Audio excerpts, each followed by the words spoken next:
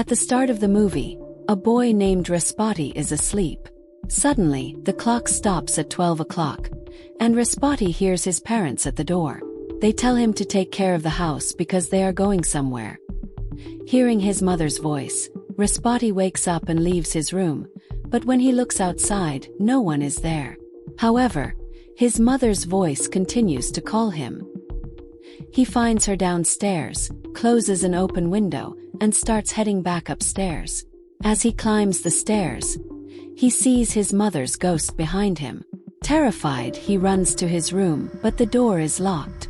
Somehow, the door opens and he rushes inside, shutting it behind him. Just then, his father's ghost emerges from the closet. Panicking, Respati opens the door and escapes, but instead of being in his house, he finds himself on a bridge. On the bridge, Respati sees a car with his parents inside. Their throats have been slit. Before he can figure out what is happening, another version of himself appears and starts strangling him. He wakes up suddenly. It was all a nightmare. Respati has these nightmares every night, which leave him unable to sleep. The nightmares stem from a real tragedy. Respati's parents were killed by a thief who slit their throats. Now, Respati lives with his grandfather, Gaman. One day, while Gaman is watching the news, they hear about another mysterious death where strangulation marks were found on the victim's neck. Respati leaves for school, still sleep-deprived. In his dreams, he often sees his parents' ghosts, which disturb him deeply. He is also seeking help from a therapist. At school, his best friend, Turta, tells him about the news report. Later, the teacher introduces a new student named Vulan. Vulan sits down but keeps staring at Respati, which Turta notices and points out. During the sports period, Turta tells Respati that he found out Vulan had to leave her previous school because she was bullied and doesn't make friends easily. After school, Respati gets a call from Gaman reminding him about his therapy appointment. Respati and Gaman visit the therapist, Mr. Lesmana, who prescribes medicine for Respati and advises him to talk about his parents to ease his guilt. Respati feels responsible for their deaths, believing he could have saved them if he had been with them that day.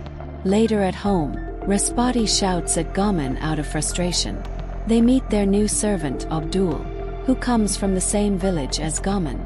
Before going to bed, Gaman gives Respati flower oil, which helps him sleep better. The next day, Respati feels drowsy during prayer and briefly falls asleep. In his sleep, he sees his parents' ghosts again. Vulan approaches him and holds his hand, asking him to wake up. But when he wakes, Vulan is standing far away, making the situation feel strange.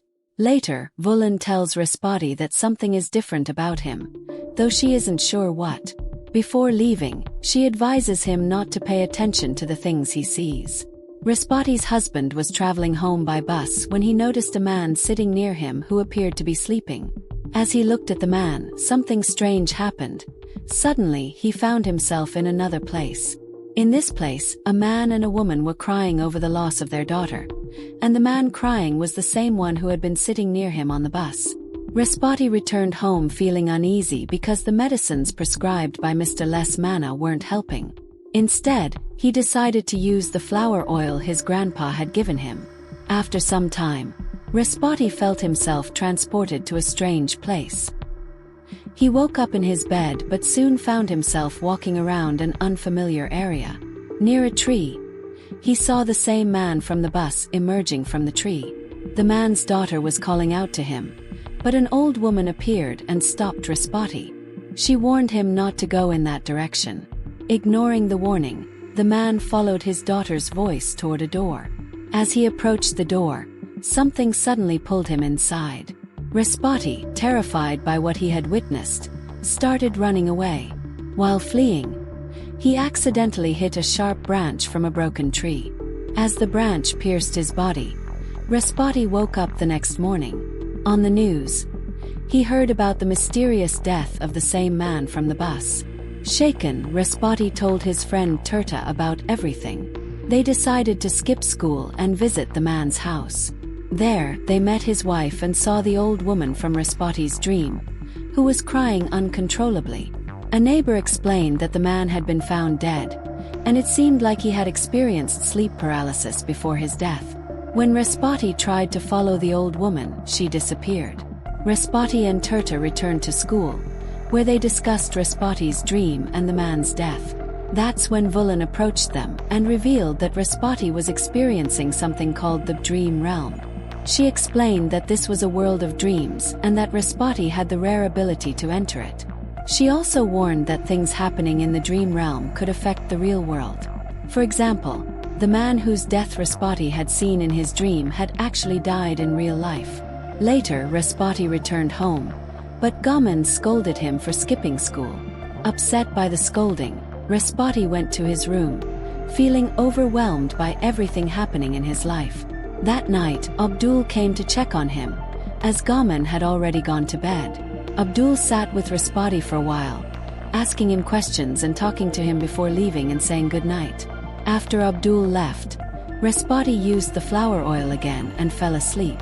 This time he entered the dream realm once more. There, he saw a woman standing near a door, and her husband was calling her from the other side. Respati tried to stop her, but instead, she attacked him and crossed through the door. On the other side, Respati saw her brutally kill another woman, cutting off her head and throwing it toward him. Horrified, Respati ran away and encountered the old woman again. The old woman told Respati that he was the only one who could stop Sukma, an evil entity. She then urged him to find something called Mustika to help him in his mission. Respati woke up from the dream, determined to uncover the truth. Respati was killed by a woman stabbing him in the neck.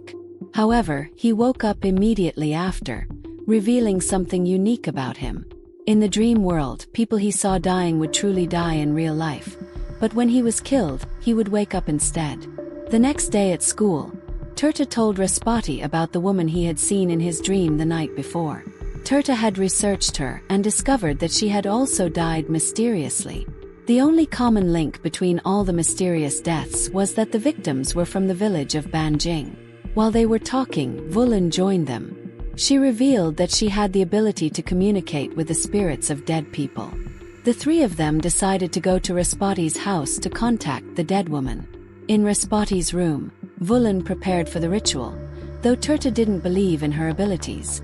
To reassure him, Vulan said she would wear a special necklace that would protect her from evil spirits. Respati asked Turta to wait outside the room while Vulan called the spirit of the dead woman. Surprisingly, the spirit answered Respati's questions. She warned him that if he and Gaman wanted to stay safe, they would need to find something called Mustika.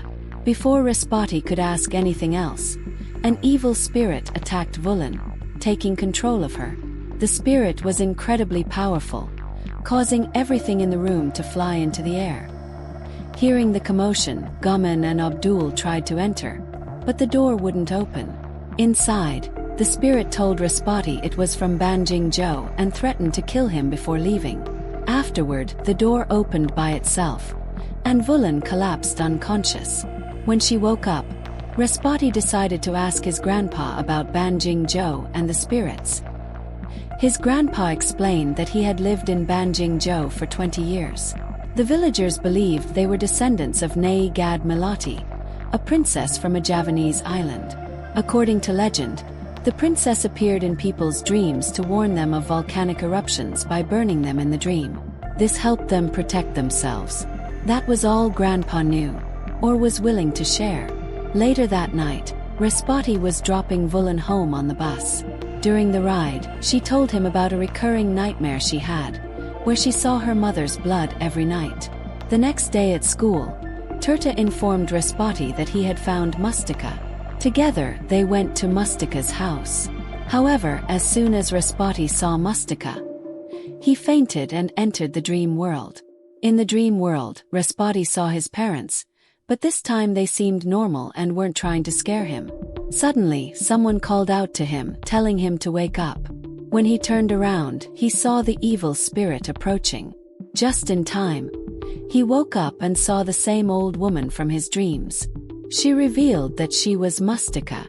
Mustika explained that years ago, there was a powerful witch in Banjing Zhou named Sukma. The villagers respected her, and she lived with a young girl she had raised like her own daughter. However, Sukma became obsessed with the dream realm. The people of Banjingzhou had the ability to enter the dream realm, so Sukma began killing them as sacrifices to gain more power. It was believed she wanted to control the dream realm or possibly capture the new princess of the village. Eventually, the villagers discovered Sukma's actions and locked her in a punishment room. Mustika, who was a child at the time, witnessed everything. Mysteriously, Sukma died a few days later, and her body disappeared. Now, Sukma had returned, and Mustika believed she had come back for Respati. Mustika told Respati that he was the only one who could kill Sukma. To do so, he would have to enter the dream realm and cut off Sukma's head. However, the task was extremely dangerous. After learning this, Respati left for home, determined to face what lay ahead. The next day at school, Vulan approached Respati and assured him that she would help him defeat Sukma.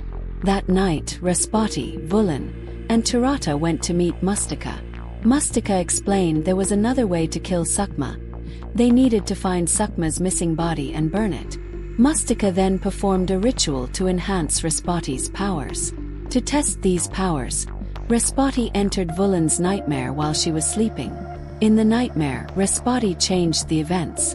Instead of Vulan's mother being harmed by thieves, the thieves were caught, and her mother was saved. Vulan even reunited with her mother in the dream, which ended her recurring nightmare. Both of them woke up relieved. This proved Respati's powers had grown. However, later that night, someone murdered Mustika by slitting her throat. Shockingly, it was Abdul who worked at Respati's house. Abdul was revealed to be Sukma's adopted son, who had secretly kept Sukma's dead body hidden. The next day, Tirata informed Respati about Mustika's death. Meanwhile, Vulan started behaving strangely, reciting a mysterious poem. She became uncontrollable, throwing objects around the room. Tirata managed to subdue her by trapping her in a chair and covering her face with a sheet. He noticed a pen stuck in Vulan's hand, which seemed to bring her back to consciousness. Later, Tirata listened to a recording of Vulan singing the same poem and realized it might be a form of black magic. The trio, Respati, Vulan, and Tirata, visited Respati's house and encountered Abdul leaving. They soon discovered a voodoo doll hidden under Gaman's bed. This doll was linked to Sukma's spirit, enabling her to haunt Respati's dreams and target people from Banjingzhou. They understood Abdul had been using these dolls and black magic to bring Sukma into people's dreams, allowing her to grow stronger. Respati entered Gaman's dream, where Sukma attacked him and tried to overpower him with her growing strength. Although Respati's powers had increased, Sukma still managed to trap Gaman. When Respati's grandfather intervened, he ended up trapped in Sukma's dream, leading Gaman to fall into a coma. Gaman's spirit was now stuck in the dream realm, and he was taken to the hospital. Respati instructed Vulan and Tirata to search Abdul's house for Sukma's body while he ventured back into the dream realm.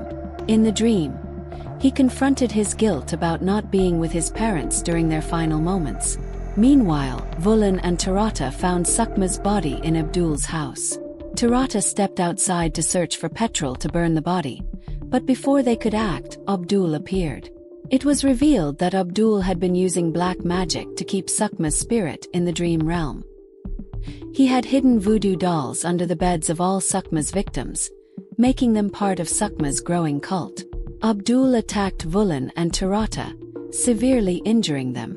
In the dream realm, Respati faced Sukma, who had grown immensely powerful and gained significant control over the realm. Sukma threw Respati out of a car, showcasing her dominance. At the same time, Respati's parents disappeared, leaving him alone to face Sukma's wrath. The battle against Sukma had reached its most dangerous point. Respati entered a dangerous dream to strengthen his powers, but Sukma, more powerful, kept attacking him.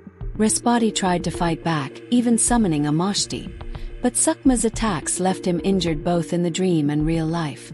Meanwhile, Abdul was brutally attacking Vulan and Tirata.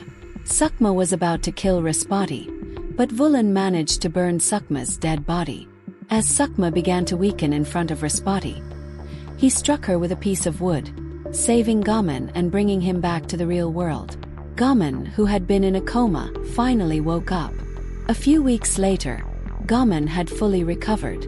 On the news, it was revealed that Abdul was arrested for keeping his mother's corpse hidden, and he was sent to jail. Respati and Gaman made peace, and Respati's insomnia was gone as he embraced his powers. Respati and Vulan also grew close, starting a relationship. Respati recalled a peaceful memory of his mother cradling him as a baby, marking the end of his nightmares. But the story wasn't over. In a post-credit scene, Mr. Lesmana, Respati's therapist, was shown singing Sukma's haunting poem. His wife was in a coma, and he vowed to find her. A raven appeared, hinting at Sukma's lingering presence. It turned out that Mr. Lesmana was also from Banjing Jovo, the same village as Respati and Sukma, and had powers like Respati. Sukma, still alive, had found a new vessel in Mr. Lesmana, who had unknowingly become her next victim. Abdul had learned black magic from Sukma and was helping her even after her death. Sukma's spirit had been split into pieces and scattered across various dream realms, allowing her to continue her reign. The villagers of Banjing Jovo had powers to access the dream realm, and Sukma had once been a kind leader. However, her greed for control over the dream realm turned her evil. She sought powerful vessels like Respati and later Mr. Lesmana to maintain her strength. The story ends with Sukma taking full control of Mr. Lesmana, preparing for her next chapter, with hints that she might destroy Respati's family next.